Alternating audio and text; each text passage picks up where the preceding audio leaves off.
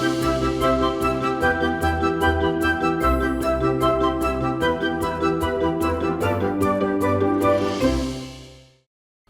Hello money 9 में आप सभी का स्वागत है। मैं हूं सुमित और भारतीय बाजारों के लिए आज का दिन एक बढ़िया दिन के तौर पे आप कह सकते हैं, जबकि मार्केट्स में आज चौतरफा खरीदारी है। गुलजार दिन भारतीय बाजारों में दिख रहा है, मंगल मैं कह सकते हैं इसे आज Sensex, Nifty, mid cap, small cap, Nifty bank, हर तरफ आपको खरीदारी दिखाई पड़ेगी और खरीदारी अच्छी तेजी के साथ। एडवांस डिक्लाइन भी आज करीब हर एक शेयर की गिरावट के सामने करीब 7 शेयर जो कि तेजी में कामकाज करते हुए दिखाई पड़ेंगे। सेंसेक्स करीब 786 अंकों पर कामकाज कर रहा है। निफ्टी करीब 237 अंकों की बढ़त के साथ ट्रेड करता हुआ। निफ्टी बैंक जो कि 1.5% ऊपर है।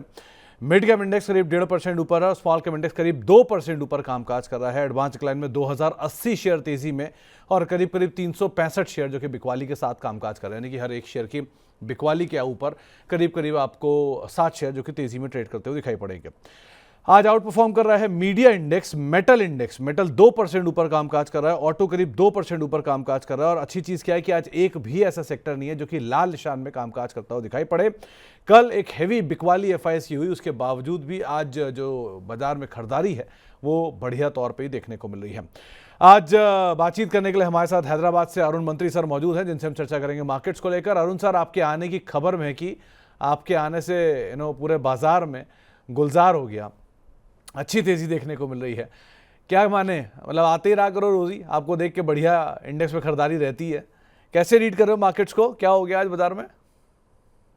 Sumit ji, good afternoon. सुमित जी, हमेशा से ही प्लेजर है और हमेशा से ही कह सकते हैं मनी 9 पे आने का एक अच्छा आप कह सकते हैं फीलिंग भी होता है। कभी कभी ज्वाइन नहीं कर पाते किसी ना किसी वजह से, पर काफी अच्छा लग रहा है सुमित जी अगेन आपसे आपके साथ जुड़ने के लिए। सेकेंडली सुमित जी, काफी स्ट्रॉन्ग डेटा कल आया था एफआईएस का, डेरिवेटिव्स का डेटा कल मैं देख रहा था।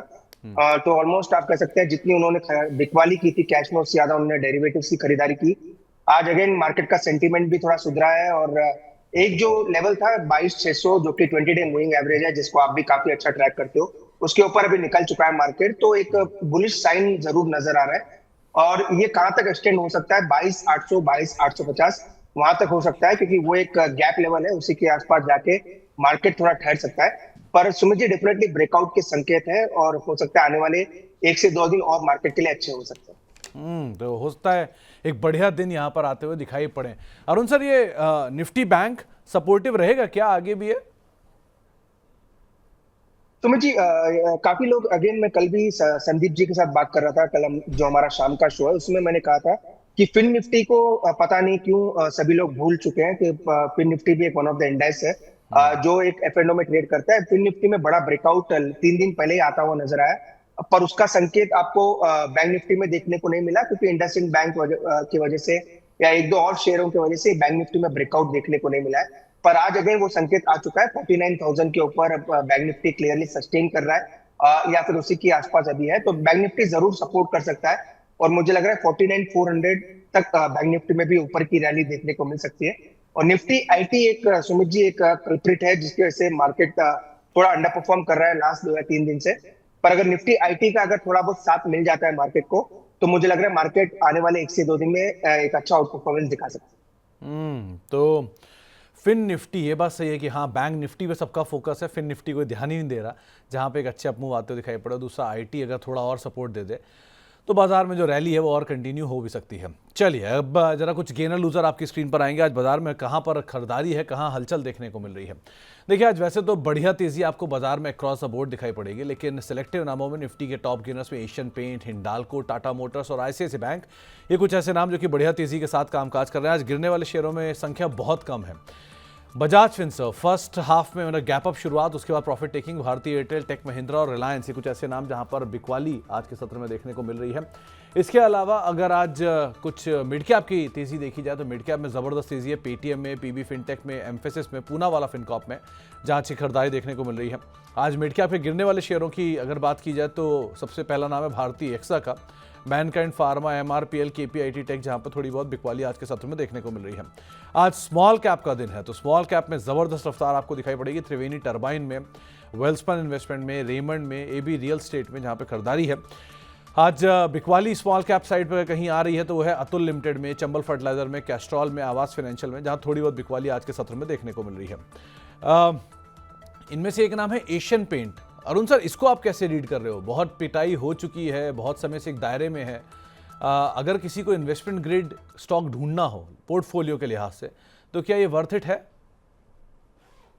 देखिए सुमित जी, प्राइस वाइज देखें तो प्राइस वाइज काफी करेक्शन हो चुका है और 2200 का एक 2150, ये इस लास्ट 2-3 हफ्तों का नहीं, काफी मंथली भी अगर चार्ट लगाते हैं तो 2200 के आसपास एक सपोर्ट नजर आ रहा है। तो अगर लॉन्ग टर्म के लिए लेना चाहे तो डेफिनेटली ले सकते हैं, पर एक ही चीज का ध्यान रखें, स्टॉक टेक्निकली अभी बुलिश नहीं हुआ है। टेक्निकली इसमें बुलिश मूव आएगा जब ये 2350 के ऊपर निकलता हुआ नजर आएगा, तो एक कंसोलिडेशन ब्रेकआउट होगा और उसका ब्रेकआउट के टारगेट्स काफी बड़े आ सकते हैं। पर एक प्रीएम्प्ट जरूर कर सकते हैं, क्योंकि फंडामेंटली तो कोई दिक्कत नहीं है, सभी को पता है, एक बड़ा नाम है। थोड़ी बहुत दिक्कत ग्रेसिंग की वजह से जरूर हुई है, पर मुझे लग रहा है अगर किसी को लॉन्ग टर्म लेना है तो अच्छे लेवल से लेके चल सकते हैं। तो किसी को लॉन्ग टर्म लेना है तो एक बढ़िया दाम है। टेक्निकली कुछ समय में और बेटर हो जाएगा, लेकिन हाँ, अदरवाइज अभी के हिसाब से आप देख रहे हो तो एक ठीक ठाक सिचुएशन में स्टॉक ऑलरेडी खड़ा हुआ है। चलिए, अगर आपका भी कोई सवाल है और आप भी अरुण सर से कोई सवाल पर बातचीत करना चाहते हो, किसी शेयर पर आप हमसे चर्चा करना चाहते हो, तो हमारे साथ जुड़ सकते हैं।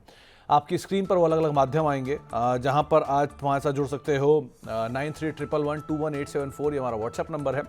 आप ईमेल कर सकते हैं money9query@tv9.com पर, और साथ ही साथ अगले 1 से 1.5 घंटे तक आप हमारे साथ जुड़ेंगे फेसबुक पर, यूट्यूब पर, जिसके जरिए भी आप सवाल भेजिए और इस कार्यक्रम का हिस्सा बनिए। अरुण सर से पूछिए कि ये तेजी सस्टेनेबल है आपके स्टॉक्स में या नहीं है। अब शुरुआत करते हैं पहले दर्शक के सवाल के साथ। मुकेश जी का एक सवाल आया है, ये नागालैंड से पूछ रहे हैं हमसे, और अरुण सर, इनका सवाल है केपीआईटी टेक को लेकर कि क्या केपीआईटी टेक सही दाम पर आ चुका है जहां पे एंटर करना चाहिए, या और कोई नीचे के लेवल्स मिलेंगे जहां पे एंटर करना चाहिए? देखिए, नीचे के लेवल मिल सकते हैं सुमित जी, क्योंकि ट्रेंड जो है 1300 के नीचे इसका बेरिश हो चुका है। तो जब तक ये 1300 के ऊपर नहीं जाता, ट्रेंड ओवरऑल ट्रेंड जो है इसका नीचे की तरफ है, और सभी मूविंग एवरेज भी नीचे का ही डायरेक्शन दिखा रहे हैं। तो ऐसे मार्केट में जहाँ पे ऑलमोस्ट आप कह सकते हैं 900 से 1000 पॉइंट ऑलमोस्ट का गेन आ चुका है नीचे के लेवल से निफ्टी में, पर इस स्टॉक में कोई गेन देखने को नहीं मिला है। तो जब भी मार्केट अगर थोड़ा बहुत भी रिवर्स करेगा तो सबसे आगे रहेंगे ऐसे स्टॉक जो अंडर परफॉर्म कर रहे हैं। तो मुझे लग रहा है अभी एंट्री के लेवल्स नहीं आया है, 1100 के आसपास मिलता है, तो वहां पे एक बार सोच सकते हैं। पर फिलहाल कोई एंट्री के संकेत केपीआईटी टेक्नोलॉजी में नहीं है। तो फिलहाल नहीं, 1100 के इर्द गिर्द कहीं मिले तो वहां पर आप एक बार को एंट्री करें, वो ज़्यादा बेटर लेवल रहेगा। लेकिन हाँ, वैल्यू जनरेट हो रही है आईटी में, कुछ जगहों पर हो गई है, कुछ जगहों पे हो रही है, सो उस हिसाब से आप नज़र रखिएगा। इसके अलावा एक सवाल सीडीएसएल को लेकर आया है कबीर साहब का। ये सीडीएसएल के अंदर फ्रेश एंट्री करने की इच्छा रख रहे हैं। हायर लेवल से बीएससी और सीडीएसएल करेक्ट होना शुरू हुआ है। अरुण सर, शुरू हुआ इसलिए बोल रहा हूं कि ये सबसे आखिरी में टूट रहे हैं, सो आप इसे कैसे रीड कर रहे हो? सुमित जी, एक्सेलेंट मौका है। इनफैक्ट लास्ट 2 या 3 दिन से मैं स्टॉक को देख भी रहा हूँ, इसका 1000 का सपोर्ट काफी अच्छा है, प्लस सभी चीजें नेगेटिव फैक्टर्ड इन है सुमित जी। मुझे नहीं लग रहा कोई बड़ा इम्पैक्ट आने वाले दिन में देखने को मिलेगा। हो सकता है बीएससी में थोड़ा बहुत करेक्शन जारी है, पर सीडीएसएल अच्छे लेवल्स के आसपास है, तो डेफिनेटली लेना चाहिए। हमेशा हम बाय ऑन डिप्स की बात करते हैं, और अच्छे स्टॉक्स जब डिप में आते हैं तो उनको लेना भी चाहिए। तो 1100 के आसपास चल रहा है, आज थोड़ा चल चुका है, नो डाउट मार्केट 250 पॉइंट ऊपर है, तो ये स्टॉक भी 5% ऊपर है, पर 1100 इसका अच्छा सपोर्ट है। तो लॉन्ग टर्म के लिए एक्यूमुलेशन करना चाहे तो डेफिनेटली कर सकते हैं। तो आपको एक राय मिली है खास तौर से सीडीएसएल के संदर्भ में, इफ़ इन केस आप चाहो तो यहाँ पे एक अच्छे लेवल्स बन रहे हैं जिसमें आप एंटर कर सकते हो। इसके अलावा बातचीत, एक और सवाल आया है एमएमटीसी को लेकर। करीब करीब 78 रुपये के दाम पर खरीदारी कर रखी है, और रेणुका शुगर 54 रुपये के दाम पर खरीदारी है। क्या राय रखते हो आप? सुमित जी, दोनों पे ही बेरिश व्यू है। खासकर अगर आप प्योर एमएमटीसी की बात करें, ये तो क्लियर कट डाउन ट्रेंड है। और वैसे भी सुमित जी, अच्छे, जैसा कि आप हमेशा से सब जगह पोस्ट करते रहते हो आपके सोशल मीडिया प्लेटफॉर्म पे कि कहाँ पे वैल्यू है, कौन से स्टॉक अच्छे करेक्टेड है, तो वैसे स्टॉक्स पे ध्यान दे जहाँ पे वैल्यू है, और फंडामेंटल स्टॉक जो अच्छे गिरे हुए हैं उन पे ध्यान दे। पर एमएमटीसी में मुझे लग रहा है ट्रेंड डाउन है, तो इसमें से खरीदारी की सलाह बिल्कुल नहीं है। और रेणुका शुगर में भी सेम वही दिक्कत है, इसका भी ट्रेंड डाउन है, और काफी बड़ा करेक्शन ऑलरेडी आ चुका है। 32 के नीचे इसका मेजर ब्रेकडाउन है, तो बाउंस होता भी है ये स्टॉक, जिसकी आशंका है कि थोड़ा बाउंस हो, 30-31 तक जाकर वापस स्टॉक में गिरावट आ सकती है।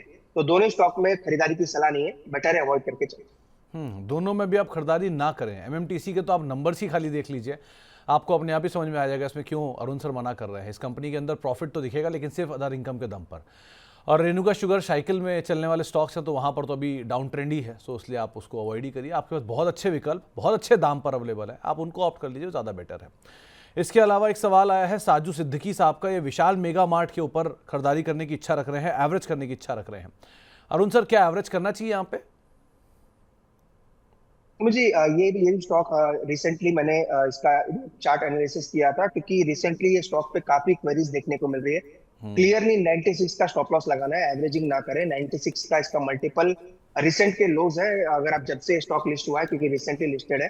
96 का स्टॉप लॉस लगाएं। 96 के नीचे सुमित जी अगर ये जाएगा तो इसमें आप कह सकते हैं एक फ्री फॉल आएगा 84 83 तक।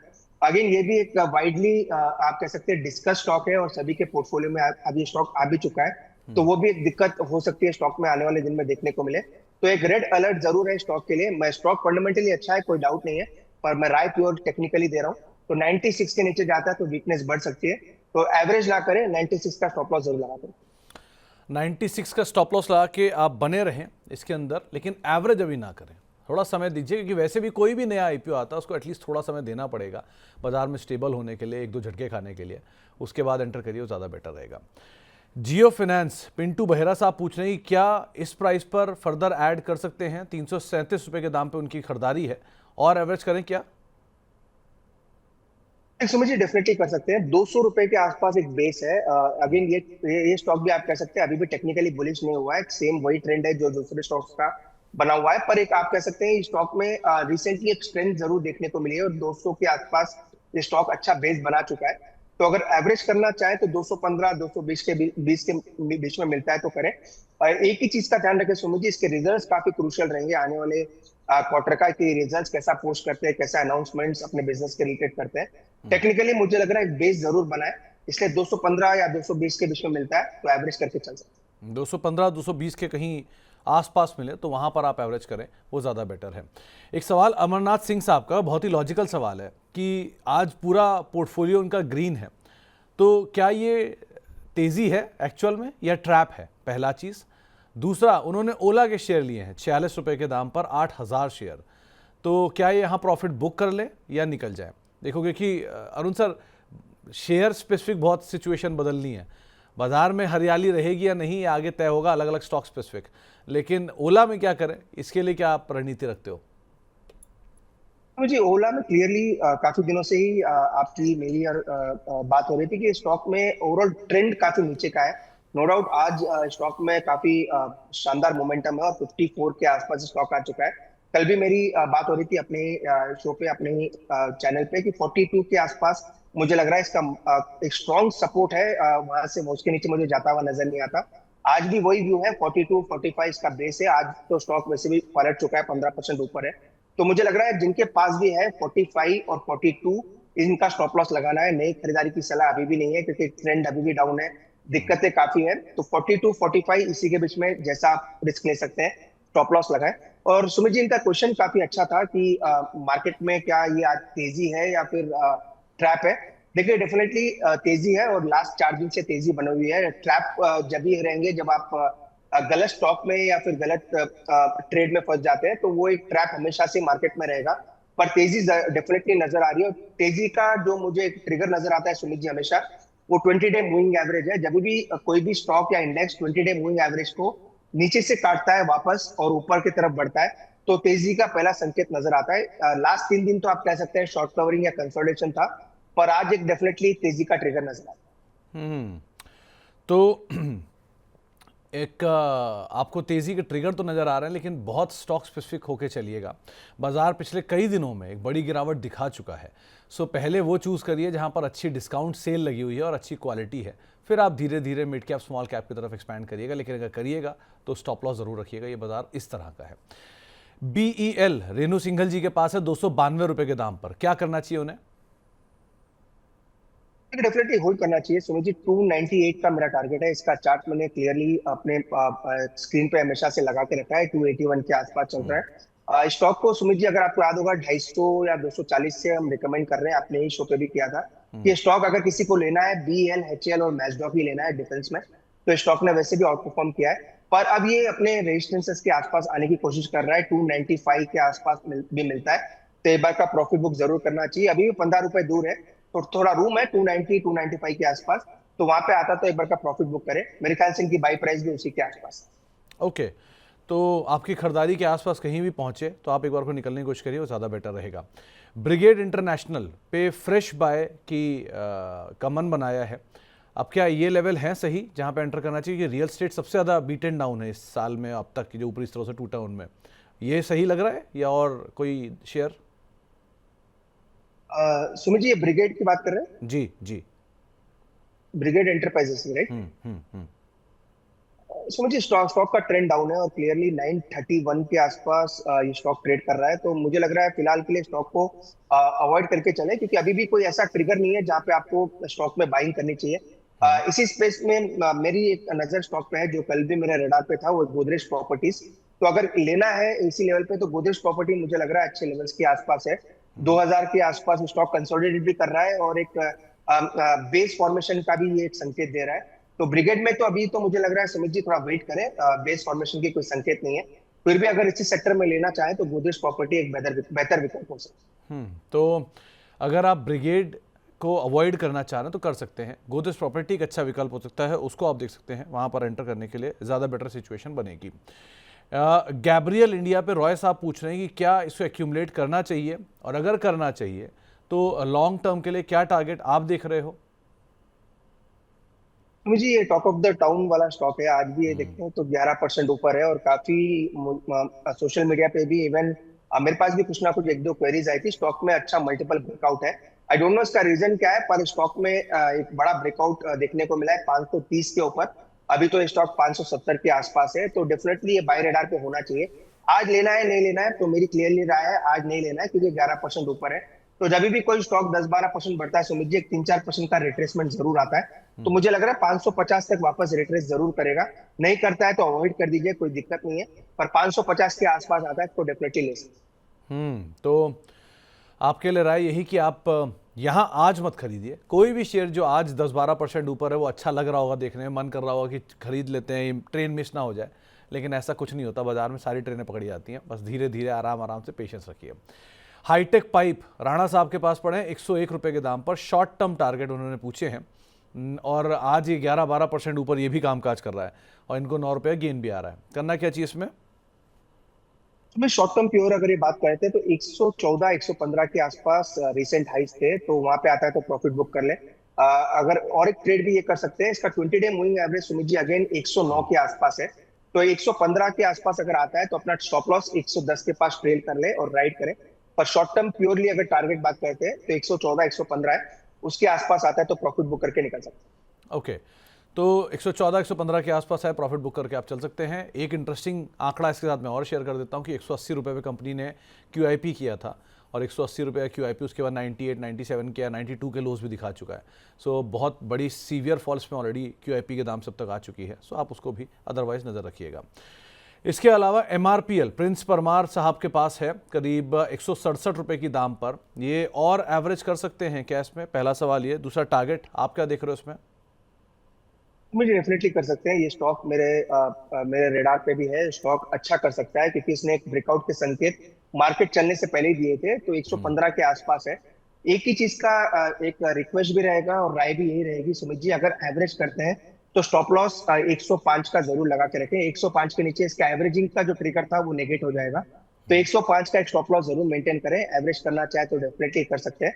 105 के नीचे जाता है तो स्टॉक से एग्जिट ले लें। तो 105 के नीचे जाए तो आप वहाँ पर एग्जिट कर सकते हैं, आपको ये एक राय दी जा रही है। लेकिन रिक्वेस्ट क्यों किया अरुण सर ने? क्योंकि ये बाज़ार ऐसा है कि हो सकता है कुछ कमबैक दिखाए, फिर हो सकता है प्रॉफिट टेकिंग आ जाए, लेकिन ऐसी सिचुएशन में आपको स्टॉप लॉस ही बचाएगा अगर आप मीडियम टर्म के प्लेयर हैं। लॉन्ग टर्म के प्लेयर है फिर तो आप अच्छी अच्छी कंपनियों को एक्यूमुलेट करते रहिए धीरे धीरे फॉल में, वो अलग सिचुएशन है। लेकिन मीडियम टर्म प्लेयर है तो स्टॉप लॉस आपका सबसे बड़ा साथी, उसको ज़रूर फॉलो करिएगा। और अब अगला सवाल आया है पंकज मित्रा साहब का। इनके पास SBI और टाइटन में एक्यूमुलेशन करने की राय ये जानना चाह रहे हैं अरुण सर आपसे, और इनका नज़रिया मीडियम टू लॉन्गर टर्म है। करना क्या चाहिए? मुझे डेफिनेटली SBI तो लेना है और 100% लेवल्स काफी अच्छे हैं और सभी टेक्निकल पैरामीटर्स में पॉजिटिव नजर आ रहा है। टाइटन में अभी वो ट्रिगर आया नहीं है, तो टाइटन में मेरी फिलहाल अवॉइड की राय है। और प्राइजेस गोल्ड के काफी बड़े हैं, तो थोड़ा बहुत मुझे लग रहा है नेगेटिव इम्पैक्ट आ सकता है। आई डोंट नो इसका फंडामेंटल पूरी रीजनिंग नहीं दूंगा, पर मुझे लग रहा है थोड़ा बहुत टाइटन पे भी इसका असर देखने को मिलेगा। इसीलिए मुझे लग रहा है अगर दोनों में लेना है तो एसबीआई एक शानदार लेवल्स के आसपास ट्रेड कर रहा है, 732 के आसपास है, तो एसबीआई को डेफिनेटली एक्यूमुलेट करके चल सकता है। तो एसबीआई को एक्यूमुलेट करके चल सकते हैं। टाइटन हो सकता है थोड़ा और मौका दे आपको नीचे, लेकिन एसबीआई केस में आप आउटराइटली यहाँ पर जा सकते हैं। वैसे भी ये प्राइस टू बुक के हिसाब से 1.5 यानी 1.5 प्राइस टू बुक पे काम काज कर रहा है, 1.35 टू बी वेरी प्रिसाइज, और 7 के पीई पर ये स्टॉक काम काज कर रहा है। सो वैल्यू वाइज भी बेटर साइड पे है, कंसीडरिंग कि ये देश की सबसे ज़्यादा मुनाफा कमाने वाली कंपनी है। रिलायंस से भी ज़्यादा मुनाफा एसबीआई कमाता है, तो उससे आपसे भी आप नज़र रखिएगा इसके ऊपर। अब बातचीत करने के लिए हमारे एक दर्शक जयपुर से मौजूद हैं, मेहरचंद जी मौजूद हैं। मेहरचंद जी नमस्कार। सर नमस्कार सर। नमस्कार मेहरचंद जी, क्या सवाल है आपका? सर सर रेट गेन के 200 शेयर है मेरे पास सर। किस भाव पे खरीदा आपने? ये काफी नीचे चल रहे हैं, 732 पे खरीदे थे सर। 732 है 632? सॉरी 632। अच्छा खासा नीचे आ काफी गया लॉस हो रहा है सर। तो मेहरचंद जी कितना समय आप दे सकते हो इसे? नहीं 2-1 साल दे सकता हूँ सर, ऐसी कोई बात नहीं है। ओके, और जब ये खरीदा था तब क्या सोचा था? अब तो सर मैं ऐसे खरीद लिया था, मैं चलो ले लेते हैं, लेकिन ये काफी गिर गया तो फिर मैं पता कर लेते हैं। नहीं, तो उस समय लेते समय जब आप खरीदारी कर रहे थे तब कुछ तो बात ध्यान में रही होगी कि इतने समय के लिए रखता हूं। 13-14 फरवरी को इनका वो रिजल्ट आया था ना, वो ठीक ठाक ही आया था, तो उसको देख के मैंने ले लिया सर। ओके, और बस वहीं से ये शेयर टूटना शुरू हुआ? जी सर। क्या करना चाहिए अरुण सर? इन्होंने खरीदारी की है इसमें 632 के दाम पे रेड गेन ट्रेवल्स में, 200 शेयर इनके पास हैं और शेयर लगातार टूटते टूटते साल के लोस पे खड़ा हुआ है। करना क्या चाहिए? मुझे उछाल पे एग्जिट कर दे। उछाल कहाँ तक आ सकता है? उछाल मुझे लग रहा है 480-90 तक आ सकता है, क्योंकि मार्केट का ट्रेंड थोड़ा बुलिश हुआ है और थोड़ा बहुत ट्रेंड जब बुलिश होता है तो हर गिरा हुआ स्टॉक भी एटलीस्ट नीचे से काफी उछाल दिखा सकता है। तो ये स्टॉक काफी गिरा है ऑलमोस्ट। अगर आप रिसेंट 6 दिन की बात करें तो 520-530 से स्टॉक 445 आ चुका है। तो 480-500 तक मुझे लग रहा है बाउंस जरूर आएगा स्टॉक में, अगर मार्केट में मोमेंटम बना रहता है। तो बाउंस को यूज करें एग्जिट करने के लिए। खरीदारी की सलाह तो डेफिनेटली नहीं है, और ट्रेंड भी काफी नेगेटिव है। तो मेहरचंद जी खरीदारी की सलाह तो नहीं है। दूसरा, कोई भी तेजी मिले आप निकलने की कोशिश करें, और निकलने की जो वजह आपको ये है कि एक तो पहले हाल की ही लिस्टिंग है, दूसरा अभी इसमें थोड़ा समय बिताना चाहिए। तो चार्ट वाइज भी वीक दिख रहा है अरुण सर को, तो आपको कोई भी तेज़ी मिले, लॉस कम हो, कॉस्ट टू कॉस्ट आए, आप निकलने की कोशिश करना वो ज़्यादा बेटर रहेगा। कुछ और सवालों को भी शामिल कर लेते हैं। एक सवाल आया है भूमिका जी का, इनके पास यूनिमेक एरोस्पेस के शेयर हैं, 1300 रुपये के दाम पे खरीदारी है। अरुण सर करना क्या चाहिए इसमें? अगेन सुमित जी, जितना मेरे को पता है रिसेंटली लिस्टेड है, ये भी अगेन जितना भी डेटा अवेलेबल है डाउन साइड आप कह सकते हैं नीचे का ही चार्ट है। और इसमें कंपनी कितनी गलती है, मार्केट की कितनी गलती है, वो कहना थोड़ा मुश्किल है, क्योंकि डीपली ट्रैक नहीं किया है। पर रिसेंट लोस के स्टॉप लॉस लगा के रखे, जितना भी डेटा मेरे पास अवेलेबल है। 850 का स्टॉप लॉस जरूर लगा के रखे। लो का ही स्टॉप लॉस हमेशा से सेव करता है। अगर टेक्निकल लैंग्वेज में अगर आप बात करते हैं तो ऊपर में 1000 तक हो सकता है स्टॉक बाउंस करता हुआ नजर आए, क्योंकि स्टॉक में डाउन ट्रेंड काफी आ चुका है और ऑलमोस्ट एक साइकोलॉजिकल लेवल्स के आसपास है। तो सुमित जी, राय टेक्निकल प्योर यही रहेगी, फंडामेंटल राय इनको जरूर लेनी चाहिए। 850 का स्टॉप लॉस लगाए और 1000 तक के टारगेट्स इनमें देखने को मिल सकते हैं। ओके, 750 और 1000 इनको आप जरूर ध्यान रखिएगा। आबिद सर का एक सवाल आया है, इन्होंने द्वारकेश ले रखा है, 37 रुपये के दाम पर इन्होंने एक जगह पे खरीदारी की है, और उत्तम शुगर भी इन्होंने लिया था। द्वारकेश में 7% प्रॉफिट है, उत्तम में 20% प्रॉफिट है। शायद मीडियम टर्म या शॉर्ट टर्म के लिए ही होगा। आप क्या राय रखते हो, प्रॉफिट ले लेना चाहिए, बने रहना चाहिए? हमें जी द्वारकेश में प्रॉफिट बुक कर सकते हैं। उत्तम में आज एक बड़ा 20% का सर्किट लगा है और एक बड़ा ब्रेकआउट क्लियरली नजर आ रहा है। तो उत्तम शुगर हो सकता है यहाँ से भी और रैली 260 से 264 तक दिखाता हुआ नजर आए। तो द्वारकेश में एक बार का प्रॉफिट बुक कर ले, और क्योंकि स्टॉक का ट्रेंड अभी भी डाउन है, और उत्तम ने ट्रेंड रिवर्सल दिया है और ये स्टॉक मुझे लग रहा है 265 की तरफ बढ़ सकता है, वहां तक के टारगेट्स के लिए होल्ड करके चल सकते हैं। तो द्वारकेश में आप प्रॉफिट बुक कर लीजिए और उत्तम में आप बने रहिए, ये आपको एक राय अरुण सर की तरफ से आई है। ग्रीव्स कॉटन नितिन शर्मा साहब के पास है, 293 रुपये के दाम पर इसमें इनकी खरीदारी है। हालिया करेक्शन में ये इतना नहीं टूटा है, लेकिन अभी ये क्या करें? तो मुझे इसका ट्रेंड अभी भी मजबूत है, पर शॉर्ट टर्म में, प्योर शॉर्ट टर्म में करें तो थोड़ा करेक्शन या कंसोलिडेशन में जा सकता है। स्टॉप लॉस काफी नजदीक है इसका, तो उसी का स्टॉप लॉस लगा है, ऑलमोस्ट 202 के आसपास है। 202 में मतलब अभी भी 4-5% दूर है, तो 202 का एक स्टॉप लॉस जरूर लगाए। सुमित जी, आप भी स्टॉक को ट्रैक करते हो, मुझे पता है, क्योंकि स्टॉक में मोमेंटम काफी फास्ट आता है, इससे स्टॉप लॉसेस भी बड़े रहेंगे, इसलिए 202 का एक स्टॉप लॉस मेंटेन करें। टारगेट 235, 238 वहां तक जा सकता है, जो इसका 20 डे मूविंग एवरेज है। तो 238 के टारगेट रहेंगे और 202 का स्टॉप लॉस रहेगा। तो आप बने रहिए इसमें, लेकिन स्टॉप लॉसेस को ज़रूर मेंटेन रखिएगा। और आने वाले समय में, क्योंकि कंपनी ने नए एक्विजिशंस, नया केपेक्स कर रखा है, करीब 160 करोड़ रुपए के आसपास बड़ा केपेक्स प्लान कर रखा है। सो अगर आप मीडियम टर्म के हिसाब से सोच रहे हैं, लॉन्ग टर्म के हिसाब से सोच रहे हैं, तो इन ट्रिगर्स को भी आप ज़रूर ध्यान रखिएगा। इसके अलावा अब एक सवाल आया है लवी पुनिया साहब का, रेगुलर दर्शक हैं हमारे। इनके पास भारती एयरटेल के 1700 रुपये और वोल्टास के 1425 रुपये के दाम पर खरीदे हुए शेयर हैं। दोनों ही क्वालिटी अच्छी है, लेकिन चले हैं वोल्टास, स्पेशली भारती एयरटेल। करना क्या चाहिए इन दोनों में? मुझे भारतीय एयरटेल, मुझे लग रहा है जो भी चार्ट पे नजर है, थोड़ा अंडर परफॉर्मेंस कर सकता है, क्योंकि स्टॉक साइडवेज है और चलते मार्केट में भी ये स्टॉक वैसे चल नहीं रहा है, तो थोड़ा अंडर परफॉर्मेंस जरूर रहेगा। क्वालिटी अच्छी है, टेक्निकली अभी भी बेरिश नहीं है, तो नीचे में 1570, 1580 के आसपास एक मजबूत सपोर्ट है, तो 1580 का एक स्टॉप लॉस मेंटेन करें, या थोड़ा अगर प्रिसाइसिवली लगता है तो 1575 का एक स्टॉप लॉस मेंटेन करें। तो भारतीय एयरटेल मुझे लग रहा है साइडवेज रह सकता है, बड़ा मोमेंटम एक्सपेक्टेड नहीं है। वोल्टास का चार्ट काफी मजबूत है, और वोल्टास मुझे लग रहा है समझिए 1500 से 1510 तक इसमें रैली एक्सटेंड हो सकती है, तो वोल्टास को होल्ड करने की सलाह है, और 1510 तक के टारगेट्स ऊपर में देखने को मिल सकते हैं। 1510 तक के टारगेट ऊपर में आते हुए दिखाई पड़ सकते हैं। एक दर्शक भी हमारे साथ मौजूद हैं, राकेश कुमार जी चूरू से। राकेश जी नमस्कार। चलिए, शायद संपर्क टूट गया, लेकिन इनका सवाल भी भारतीय एयरटेल पे ही था। सो इनसे मुझे ये समझना था कि इन्होंने भारतीय एयरटेल इस भाव पे खरीदा क्यों। एक चीज़ मुझे अरुण सर आपसे समझनी थी, भारतीय एयरटेल जो शेयर है वो पिछले पूरी मंदी में सबसे ज़्यादा चला है, और इसने किसी भी तरह का कोई मंदी का साइन दिया नहीं। पूरा स्ट्रेंथ जो चार्ट पे रहता है वो दिखाई पड़ा है इसमें। अब ये 1600-1700 के आसपास पहुंचा है, तब जब बाजार थोड़ा सा बॉटम के आसपास या करीब पहुंच गया है। तो ऐसा तो नहीं है कि अब यहाँ से जो सिचुएशन बनेगी भारतीय एयरटेल की, क्योंकि अब सारी पॉजिटिव न्यूज़ अभी आ रही हैं, इनका स्टारलिंक से टाई अप, इनके टैरिफ को लेकर बातचीत, एक्सपेंशन। सो ये तो नहीं कि अब यहाँ हो गया, इसकी तेज़ी का डिस्ट्रीब्यूशन शुरू हो गया हो।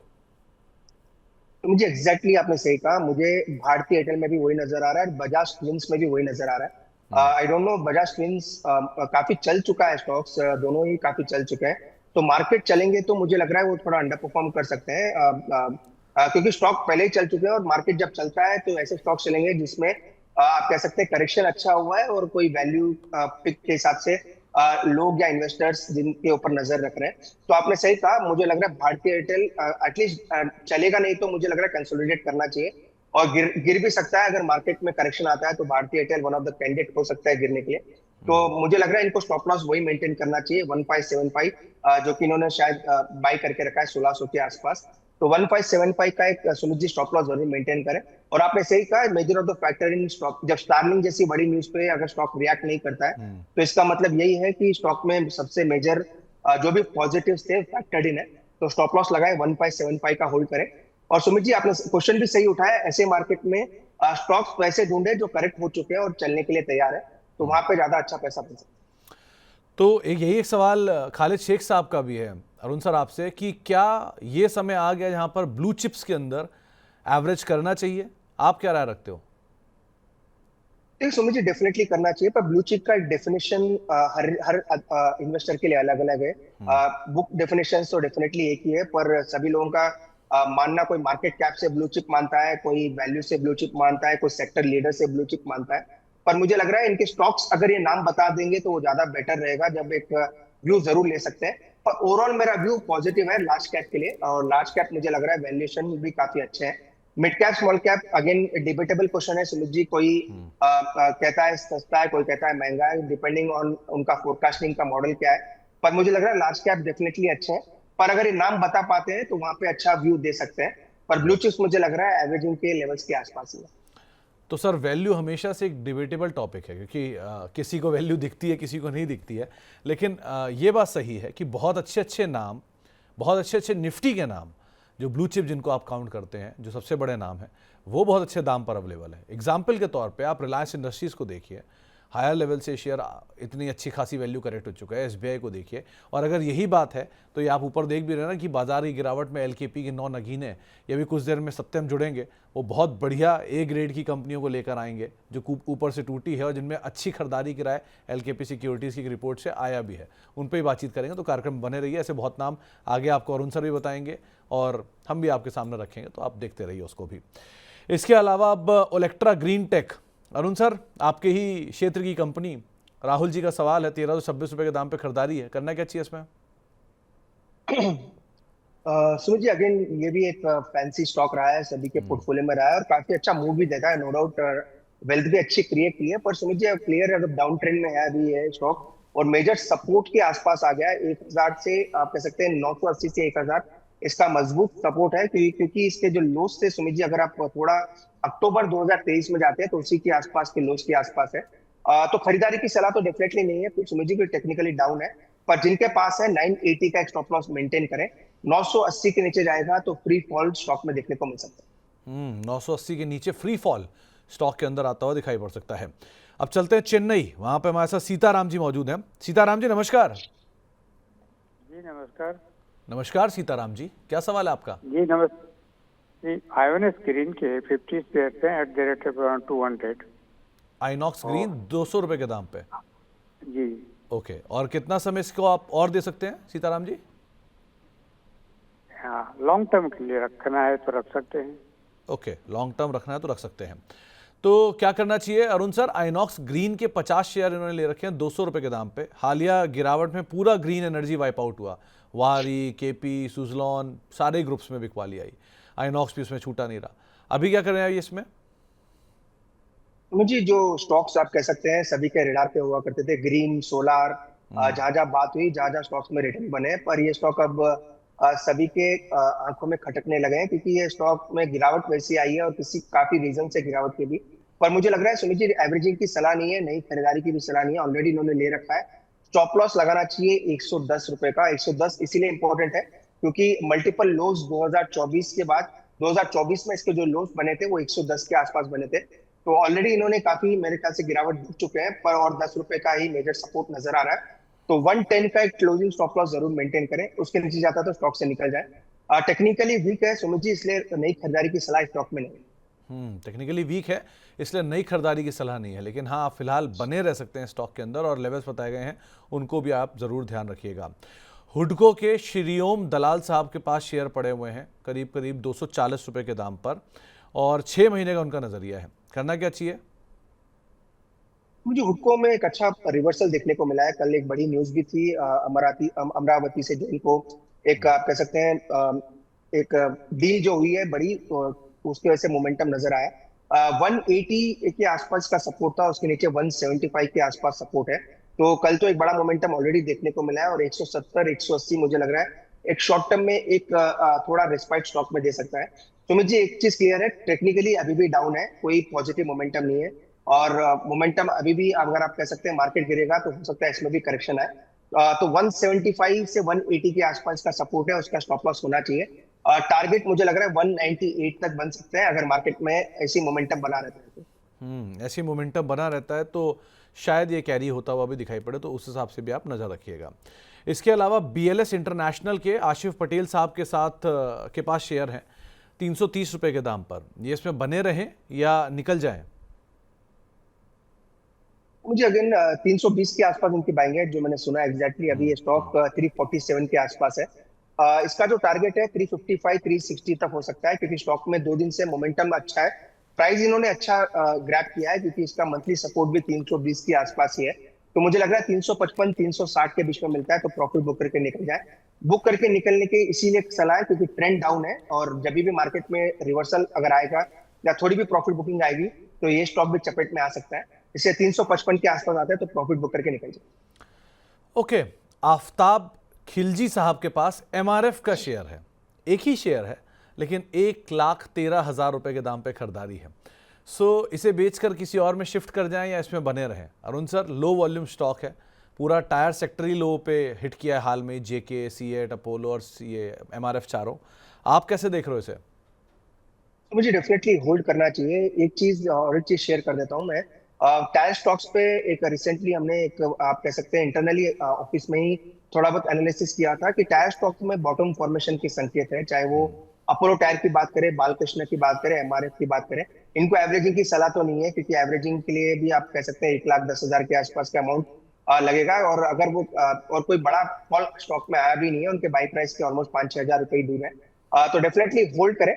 मुझे लग रहा है ये स्टॉक 1,12,000 1,18,000 तक ये स्टॉक रिसेंटली या फिर शॉर्ट टर्म में जा सकता है। तो कोई एग्जिट की सलाह नहीं है, मुझे लग रहा है स्टॉक मोमेंटम बना सकता है, तो होल्ड करने की सलाह है। अरुण सर, इसमें दो नाम मैं और आपसे पूछना चाहूँगा, आप जरा दोनों को देखिएगा। एक है जेके टायर और दूसरा है सीएट। इन दोनों को इसलिए मैंने चुना क्योंकि इन दोनों की सेल्स इनकी मार्केट कैप से ज़्यादा है। ये इतना माल बेचती है जितनी कंपनी पूरी नहीं है। और ये किसी और टायर कंपनी में नहीं, फिलहाल इन दोनों में ही है। सो वैल्यू वाइज भी दोनों सबसे सस्ते हैं, आप जेके और सीएट। तो ये दोनों आपको कैसे दिख रहे हैं? तो मुझे डेफिनेटली आपने सही कहा, बालकृष्ण और अपोलो के अलावा सीएट पे भी हमने दिखा था। जेके बेरिश था, इसलिए वो हमारे स्क्रीनर में आया नहीं है। पर सीएट में आज एक ब्रेकआउट देखने को मिला और टेक्निकली इसने बेस फॉर्मेशन भी बनाया। तो आपने एकदम सही स्टॉक पिक किया है। मुझे लग रहा है ये स्टॉक अगर टायर स्पेस में पिक करना है एमआरएफ अपोलो के बाद, तो सीएट अच्छा कर सकता है। सीएट में अपसाइड 2850 तक हो सकता है, स्टॉक में आती हुई नजर आए। इसका रीजन एक ही है, 2850 के आसपास इसका ब्रेकडाउन हुआ था, तो वहां तक मुझे लग रहा है स्टॉक जा सकता है। तो definitely CEAT one of the pick हो सकता है। अगर शॉर्ट टर्म के लिए लेना चाहते हैं तो मुझे लग रहा है सीएट एक अच्छा विकल्प हो सकता है। ओके, कोलकाता से इंद्रजीत सिंह साहब हमारे साथ मौजूद हैं। सिंह साहब नमस्कार। सुमित जी कैसे हैं? बहुत बढ़िया सिंह साहब, आप बताइए क्या हाल चाल है आपके? बढ़िया बढ़िया। और होली अच्छी गई सर आपकी? बहुत बढ़िया सर, बहुत बढ़िया। हर दिन ही अच्छा जाता है सर मेरा तो। बढ़िया बढ़िया बढ़िया सर। बताइए सिंह साहब, क्या सवाल आज आपका? पे सवाल था सर जी, पूछिए। 1000 शेयर है सर, 194 की कॉस्टिंग में। तो लॉस तो नहीं बुक करूंगा, भले 2-3 साल रखना पड़ जाए। तो इसका ऐसे मई जून तक 6 महीने के अंदर कुछ है कि मैंने मेरा कॉस्ट प्राइस में आ जाएगा? ओके, तो अरुण सर ये भी आपके क्षेत्र की कंपनी है, EMIL, बजाज इलेक्ट्रॉनिक्स के नाम से इसको हम जानते हैं बाजार में। ये 118 रुपये अभी चल रहा है। इनकी खरीदारी थोड़ी ऊपर के लेवल पर है, लेकिन करना क्या चाहिए? लॉस तो बुक नहीं करेंगे, सो अभी क्या किया जाए? जी विद ड्यू रेस्पेक्ट इनको, पर एक जो आप कह सकते हैं स्टॉक में जो टेक्निकली जो ट्रेंड बना है वो नीचे का बना है। तो एक थोड़ा रिजिड नहीं होना चाहिए कि हम लॉस नहीं बुक करेंगे या फिर आप कह सकते हैं एग्जिट नहीं करेंगे। पर स्टॉक अच्छा है, नो डाउट, स्टॉक में कोई दिक्कत नहीं है, क्योंकि इस कंपनी को मैं क्लोजली ट्रैक भी करता हूँ। बजाज इलेक्ट्रॉनिक्स के नाम से इनके काफी बड़े आप कह सकते हैं आउटलेट्स चलते हैं, और EMIL जो है इनका आप कह सकते हैं मेन जो कंपनी का नाम है। मुझे लग रहा है स्टॉक के हिसाब से करेक्शन एक बड़ा हो चुका है, और नीचे में एक सपोर्ट जो बना है वो 108 से 105 के आसपास है। 105 जो है इसका मंथली सपोर्ट है, वो अभी भी काफी दूर है 10%। पर स्टॉक का ट्रेंड डाउन है सुमित जी, और मुझे नहीं लग रहा है ये स्टॉक इजीली आपको ऊपर जाता हुआ नजर आएगा। इनके बाई प्राइस तक आएगा नहीं आएगा वो भी कहना मुश्किल है, क्योंकि ऑलमोस्ट आप कह सकते हैं 40 से 45% उनके बाई प्राइस से स्टॉक टूट चुका है। तो प्रूडेंटली मेरी सलाह ये रहेगी कि 105 का स्टॉप लॉस लगाए।